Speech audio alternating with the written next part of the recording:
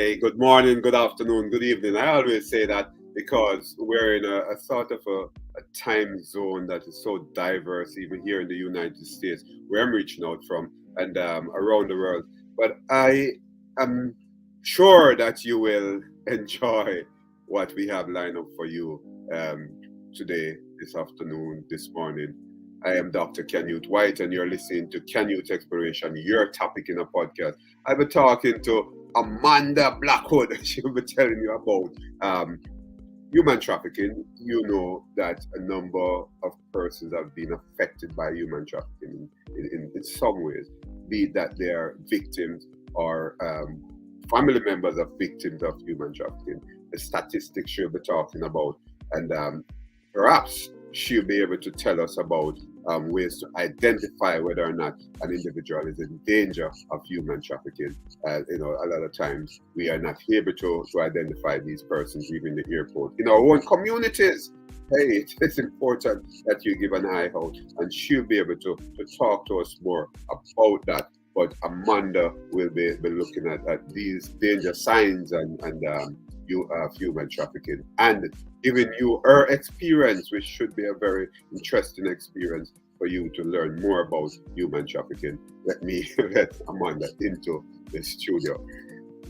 Amanda, how you Hi, doing? Dr. White. How are you? I'm good. All right, we'll be talking a lot more about human trafficking. But before we do that, who is Amanda Blackwood? I am primarily a believer in God, but I'm also a wife, a mother, a brand new grandmother, an author, an artist, a public speaker. There's a lot of stuff that I do. Yeah, It's a whole lot of who I am. I know, right? I know, but you know what is important though? You mentioned a believer in God first of all, and before everything else, that should come first, and I applaud you for that. Thank you. Thank you. Yeah. My husband taught me that. So that's why he's second. All right, I tell you. I love that. I love that. But Amanda, I always ask my guests this: your childhood, what was little Amanda like growing up? Wherever you're gonna tell us where, what that was like in terms of the family, the siblings, the community, and so on. The community was diverse, and by that I mean it was multiple locations I grew up in, but it was also people from all over the world. My father was in the Air Force. Okay. So I was born in Germany. We moved so many times when I was a kid that I lost count for a while. Yeah. But in total, now that I've looked back, I have moved 43 times in my life. That's a lot. I did have one older sibling when I was a kid growing up. I haven't talked to him or seen him in many years at this point, and I don't have any connection with my family now. Oh, okay. Interestingly though, back in Jamaica, there's this program that on one of the radio stations where families who have lost contact somehow are able to connect with each other by just announcing, "Hey, who is this guy? Who is this person?" If you want to, that's okay. If you want to say, "Hey, James Blackwood," that's one of my brother I'd like to get in touch with. That would be fine with you. If not, that's okay. Well, for me, it was actually a choice. So I Okay. grew up in an extremely abusive household. Okay. The first time I remember ever being molested, I was only 4 years old, and that was my older brother. My mother was emotionally very abusive, and my father was physically abusive. And Okay. with that being the entirety of the family that I grew up with and all I ever knew, it took me a long time to be able to walk away from that and break that connection and stop that cycle of abuse. I was in my 20s the last time I saw them. It was 2009. And then the last time I spoke to any of them, it was through an email Yeah. to and from my mother in 2013. So it's been 10 years since I've had any contact with any of them. Yeah. That's all right. That's all right. You're a super person still. Doesn't matter what happened. All of us, myself, I had a very challenging childhood, but we have overcome that. It's just part of life. And Right. look at you now. Absolutely.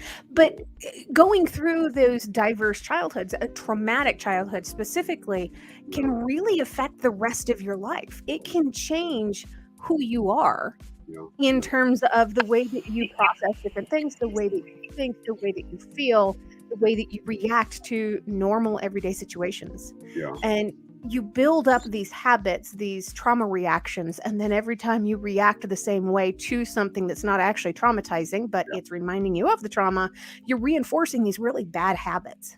Yeah. Yeah. So in doing that, I set myself up, and the early childhood abuse set me up for constantly being abused and manipulated throughout my life. Yeah, yeah, yeah. That's interesting, though. As Sigmund Freud, would say, the child is the father of the man. In other words, your childhood experience will affect who you are as an adult, and you're right about that. So your whole worldview will be different based on what you had gone through, right? But guess what Right. happened, Amanda? Our adversities are not for us, it's for someone else. And that is why you're going to share, and you have shared some of your experience to encourage someone to say, hey, look at Amanda now. Look at Dr. White now, who had suggested that he had gone through some stuff. So that's what Canyouth Exploration, your topic in a podcast, wants to do. And Amanda, as you talked about your childhood briefly and the challenges, you have gone through traumatic experiences. But we're going to look a bit at this human trafficking thing and some of the myths before we go into your real experience. What are some of the myths, the popular myths of human trafficking? Well, one of them is our basic understanding of what human trafficking actually is. So, if we were to look it up and define human trafficking, the Department of Homeland Security defines human trafficking as the use of force, fraud, or coercion to obtain labor or sex acts from another person. So, if you notice, there's no mention of moving or transporting a person somewhere. Right. So, any kind of transportation of a human being would be human smuggling, not human trafficking, Oh, which can be confusing since trafficking, we automatically think of moving cars on the road. That's not what human trafficking is. But if you notice, there's also no mention of money. right. So human trafficking does not equal prostitution, and prostitution does not equal human trafficking. Right. So we have this conception built in our brains, aside from all of that, that human trafficking only happens to children. The hashtag save our children or save the children is very popular among circles of people who claim to be informed on human trafficking. Right. About 1/4 of all human trafficking victims worldwide are under the age of 18. When we're talking literally millions of people, that's a lot of underage kids, but it's still only 1/4 of all victims. And most people that are trafficked are not trafficked by total strangers kidnapping them in creepy windowless vans from grocery store parking lots, like we see on social media, people talking about this stuff and saying, oh, it's human trafficking. It's more likely that person might be a serial predator and molester and rapist than it is that they're a trafficker. Oh, Most people that are trafficked by people they know and they trust and they love, and people with a sense of authority of their lives. Grandparents, parents, aunts and uncles, boyfriends and girlfriends, somebody familiar already to that person. oh. Hey, those are important, myths that you have cleared up. So it simply means that, well, you have experienced it already. It simply means that I could be a victim of human trafficking, even in my adult age at this time if I'm not careful. Absolutely. The youngest person in Colorado that was rescued from trafficking in recent years was less than a year old, but the oldest was a woman in her 70s. Interesting, interesting. I like how you cleared up these myths because I should be, I should concede that a lot of what you have cleared up I didn't even know, right? And I have learned something from you, and I know that my audience, those who are listening on their favorite podcast platform, those watching, can use exploration, your topic in the podcast would be clear that it know. But while we talk about the myths, right, we should consider the forms of human trafficking. Perhaps you have alluded to that while discussing the myths. What are some of the forms of human trafficking that we should be aware of? Here in the United States, we talk mostly about sex trafficking. That's because this can be easily sensationalized by the news, unfortunately. It only makes up about 14% of all human trafficking cases worldwide. The majority of human trafficking is labor trafficking. So when somebody is smuggled into the country or out of the country into another area, they can often find themselves in a place of debt bondage, which is a form of labor trafficking. They will be put to work in the back of house for restaurants. They will work in nail salons or hair salons, and every penny that they make goes to their debt bondage, and they can't ever seem to get out from under this heavy weight that they're under.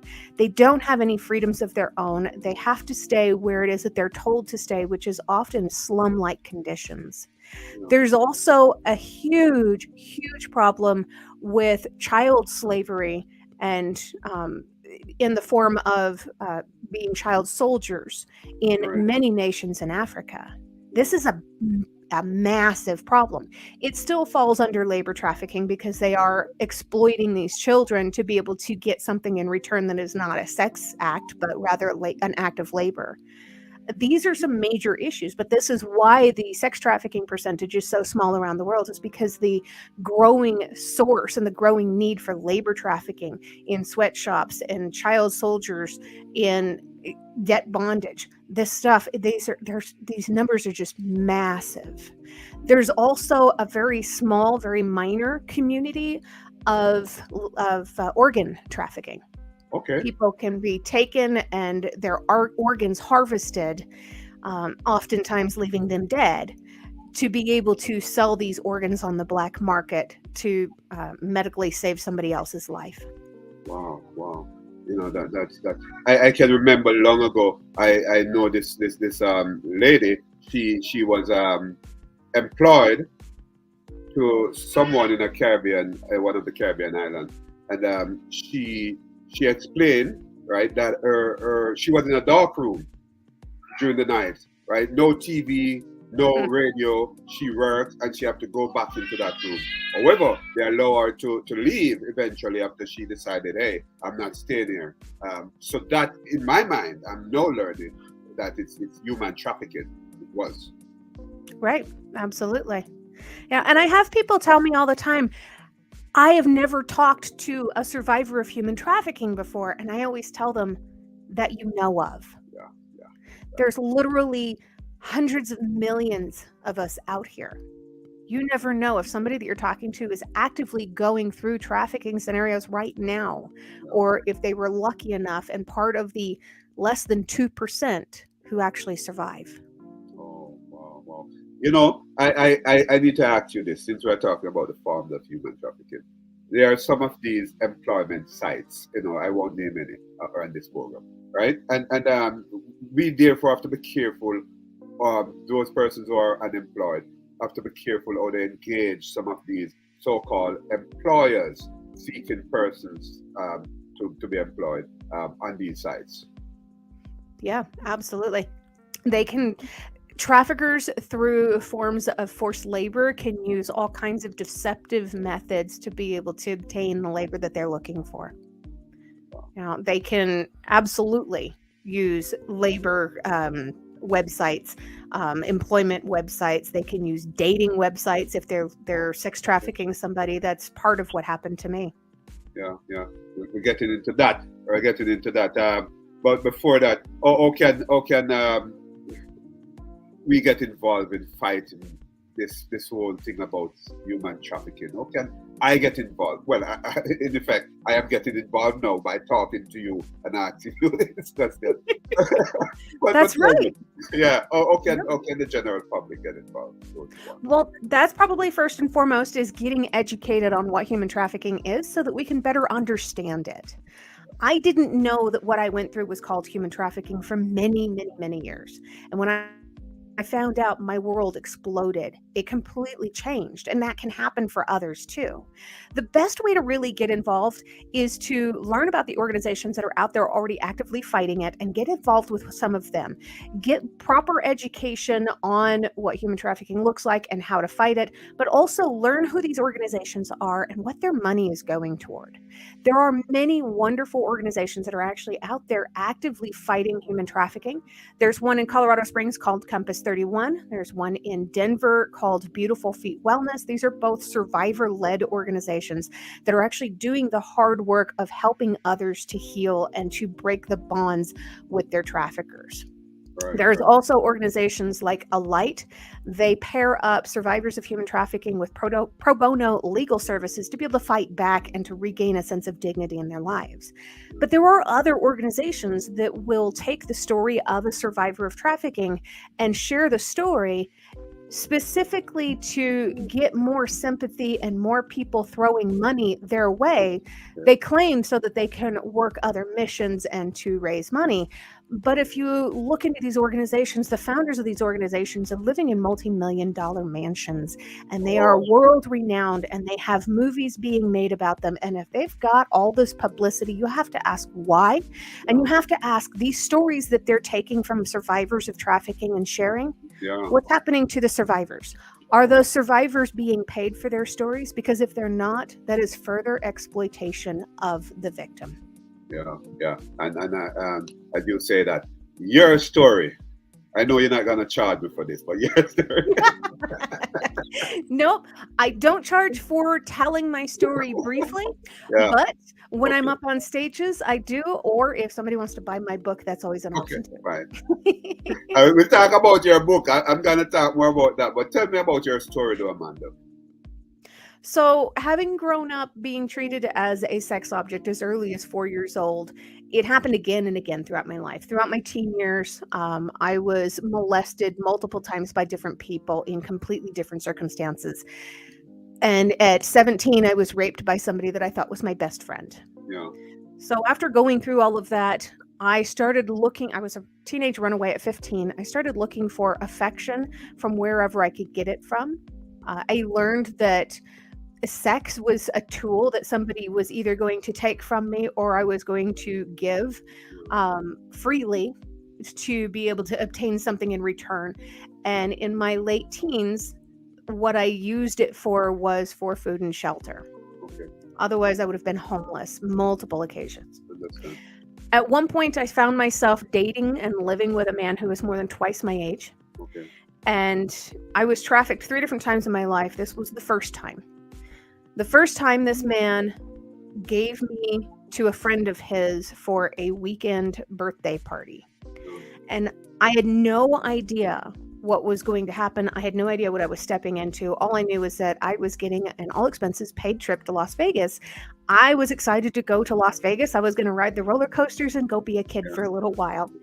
And when we got there, I was locked up in a small hotel room for 52 hours. I wasn't able to leave. And I had to just go through with what was being done to me, multiple rapes over that 52-hour period before I could get back to where I had been living and get my stuff and leave. Yeah.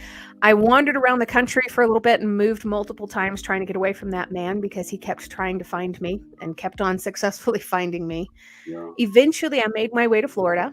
Yeah. My plan was to stay with my dad's mother at that point because I had injured myself really bad and I was going to need surgery on my knee. Yeah. And when I got to Daytona Beach, Florida, I called my grandmother's house so that they could come and pick me up from the bus station. It was 10:30 at night. Mm-hmm. And instead of her husband, my dad's stepfather, answered the phone and said, "We're not coming to get you. Good luck and goodbye." Oh. And I learned years later that the reason that happened was because my parents had reached out to them and said, "She's running away from her problems again. If you take her in, we will never speak to you again." Okay. So I was left on the side of the road, and a young couple came and found me just crying my eyes out.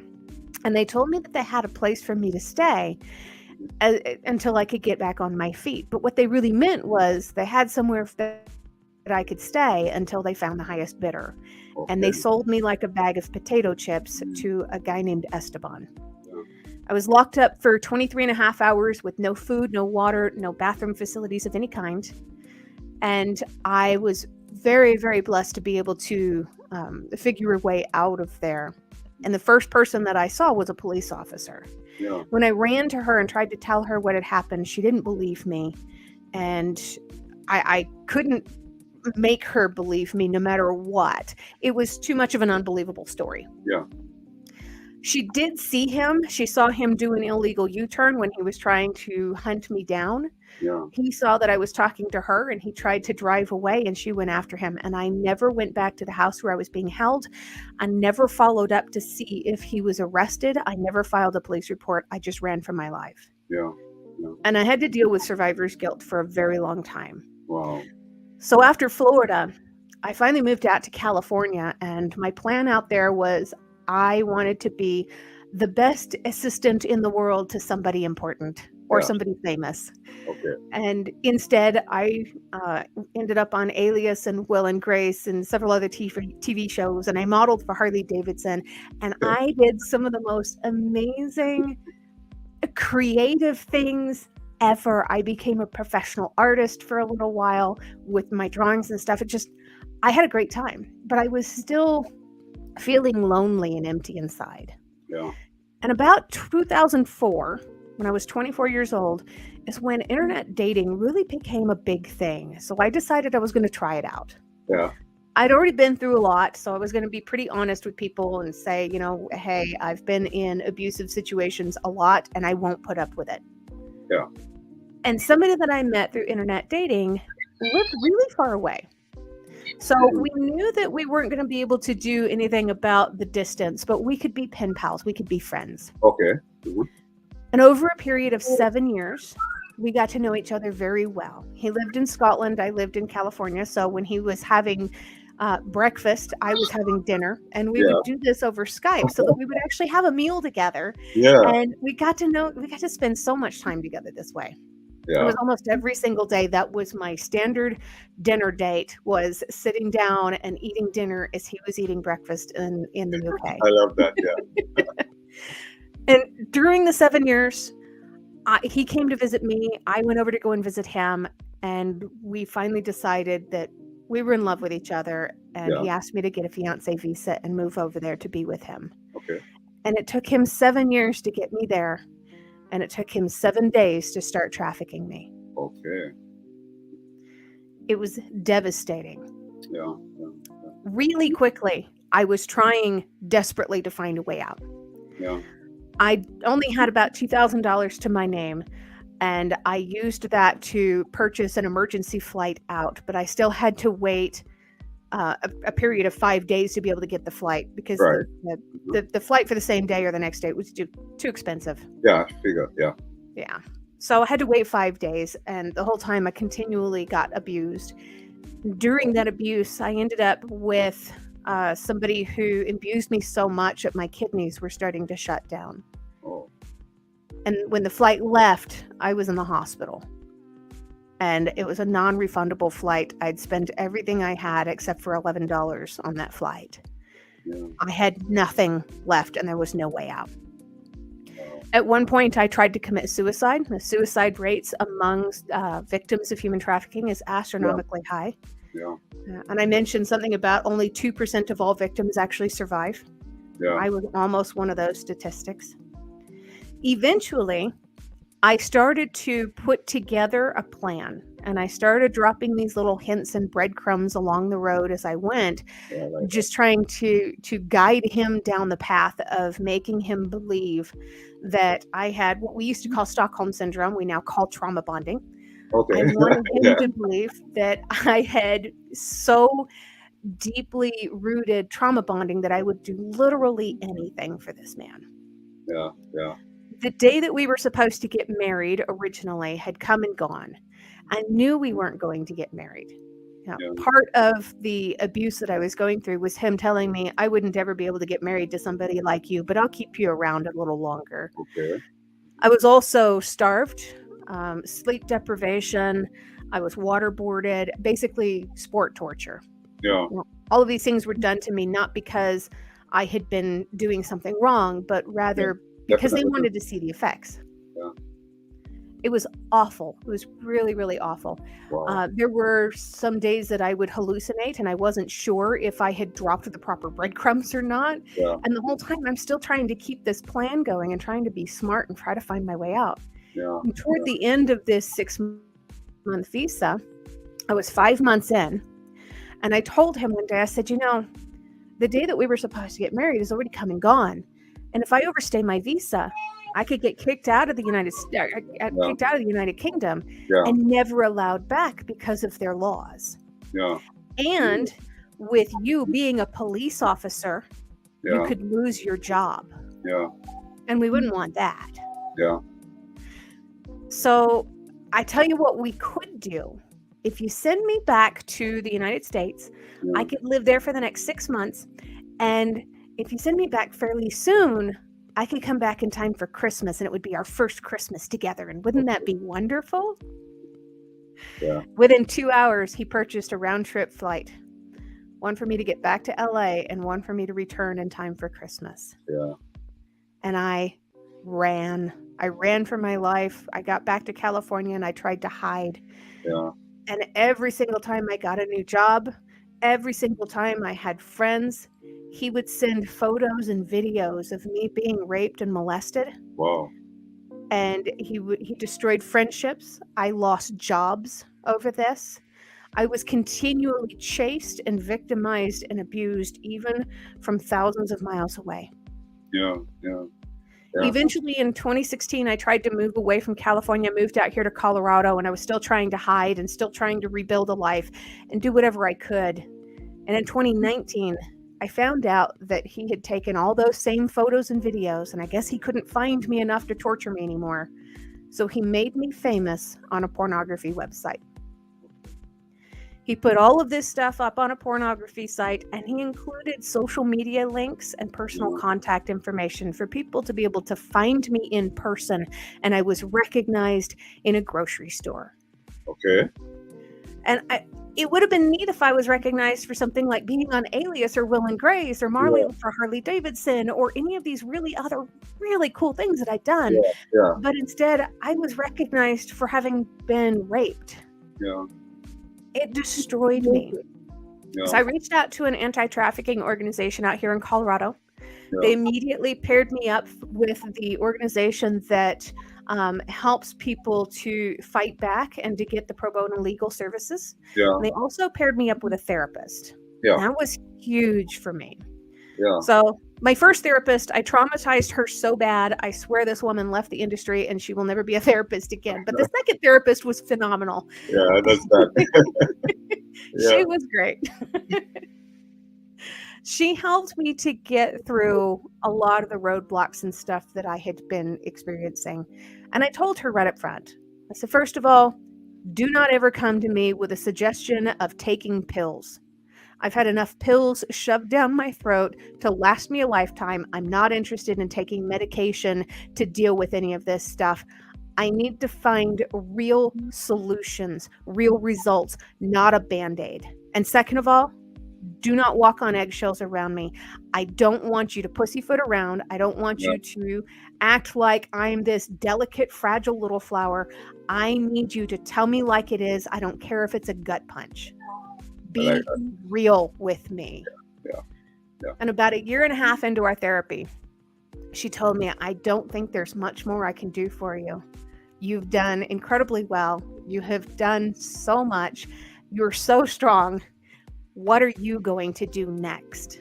And that's when I told her I was going to write my book. And I wrote my entire autobiography in 30 days in the month of December in 2020 at the end of my therapy. Wow.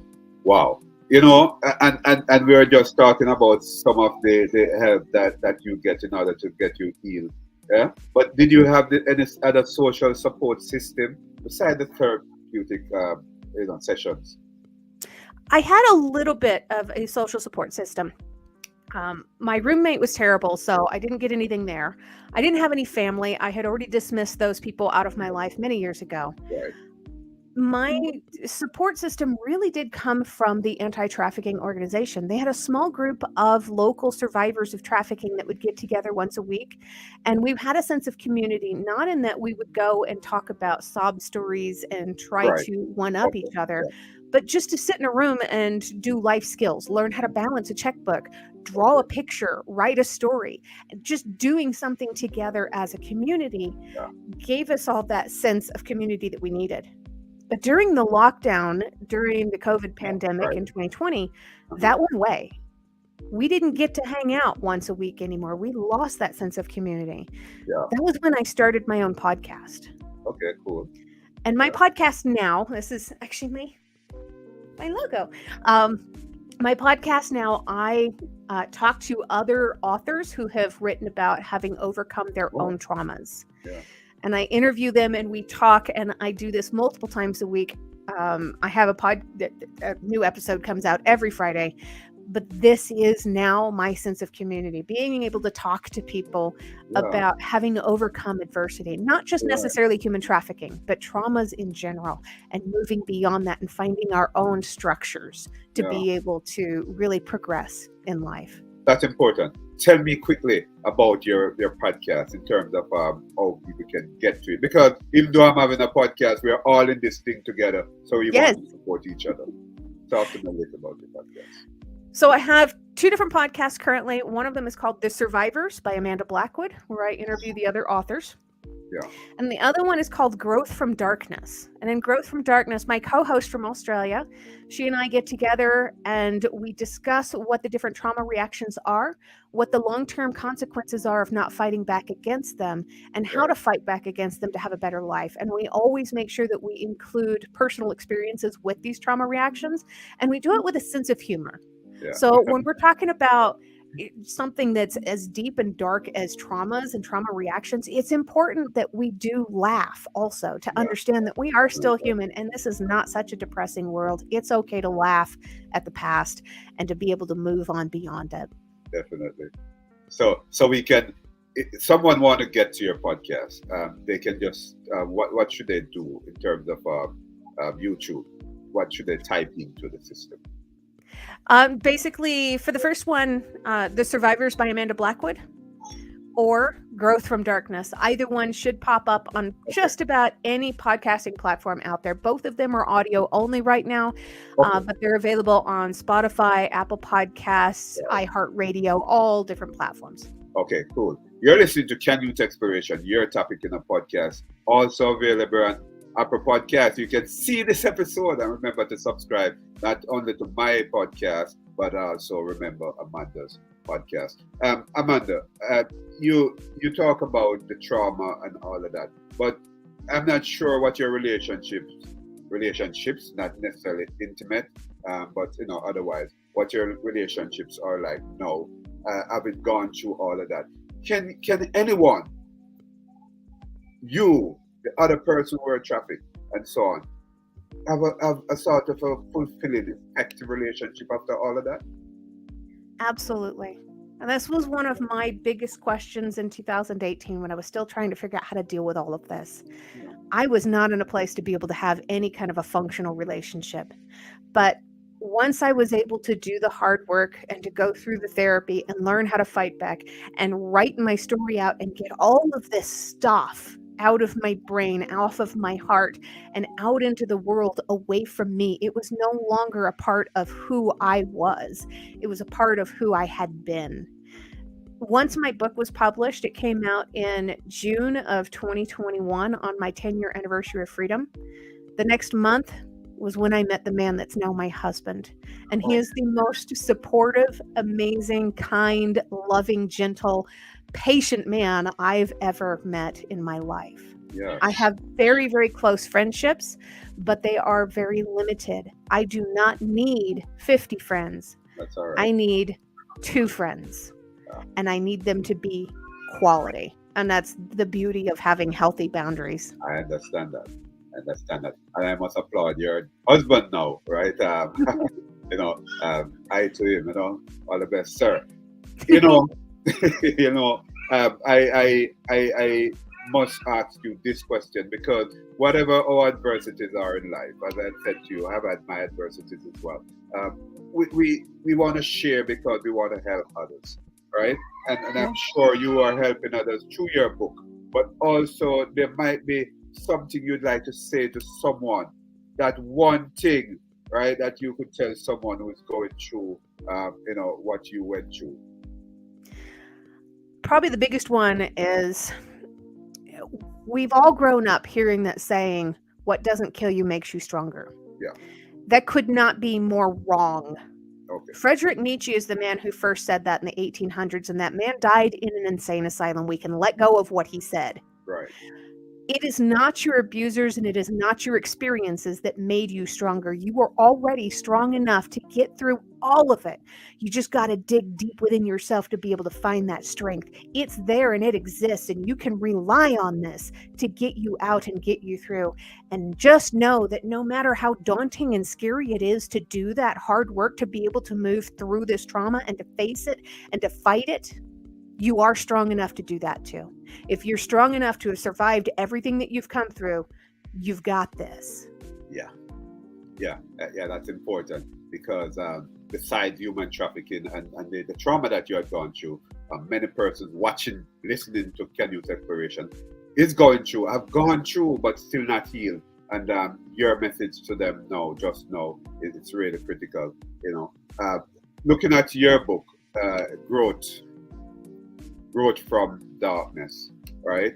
It's let's talk about that some more. I saw that on your website, and I will have the website in the description so that people can go to it and order the book, right?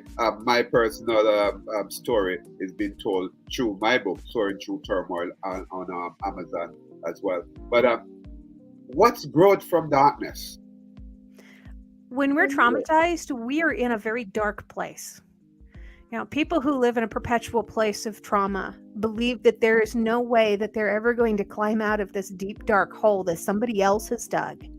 We are stuck there, and we need to find a way to climb out. But if somebody doesn't lower down the ladder, we have to learn to grow so that we can get from this dark place up back into the light and to claw our way back out. Growth from Darkness is the name of my website.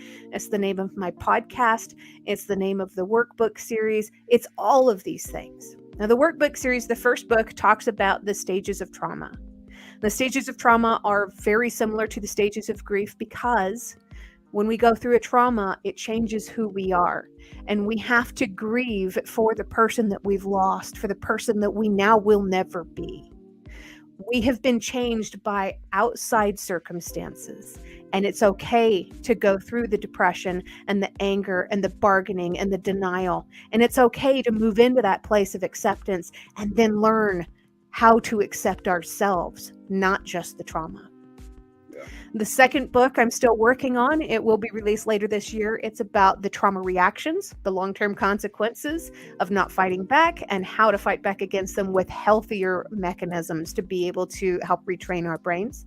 The third book is going to be about healthy boundaries, how to build them. And the fourth book is something that I haven't seen anywhere yet, and it's about how to support survivors. A lot of people who have survived trauma don't know how to communicate with their partners, with their loved ones, with their families on what they need from them.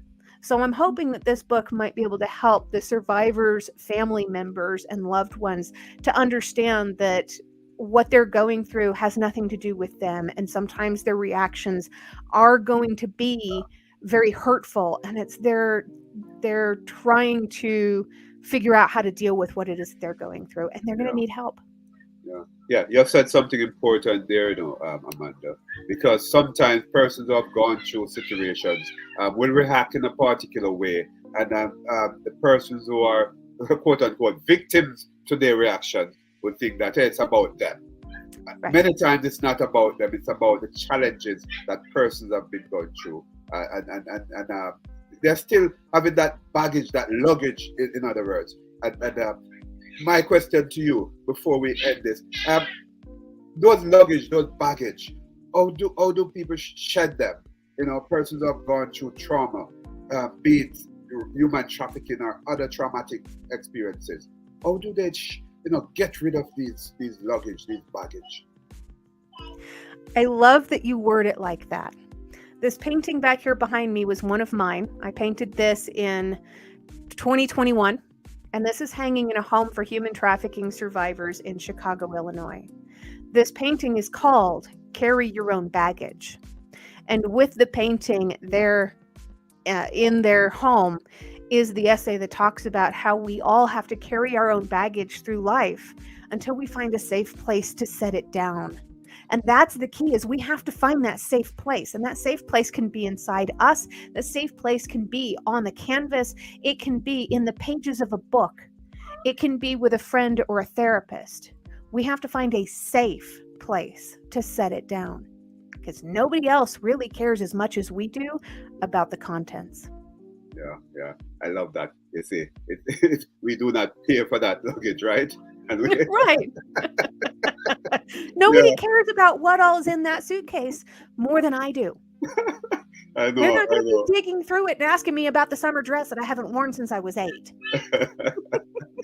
Hey, Amanda Blackwood, I love it. I love what you have given us, as it relates to your experience, how we can deal with our trauma. I know I'm in psychology. I understand a lot of what you have said, but again, for my audience, right, it's important that they understand as well, and use some of the guidelines that you have given, be it subtle and to those who are being trafficked now, and you get a peep on this, and hey, remember what Amanda had said, and you have your story to tell when you get rid of all of that, because you will get rid of it, and you will come out shining as well, and have your story as well to empower someone. Thanks for empowering someone, Amanda. Thanks for coming. Thank you so much for having me, Dr. White. This has been a really, really great experience for me. I really appreciate you, and I love what you're doing. Thank you. Bye-bye.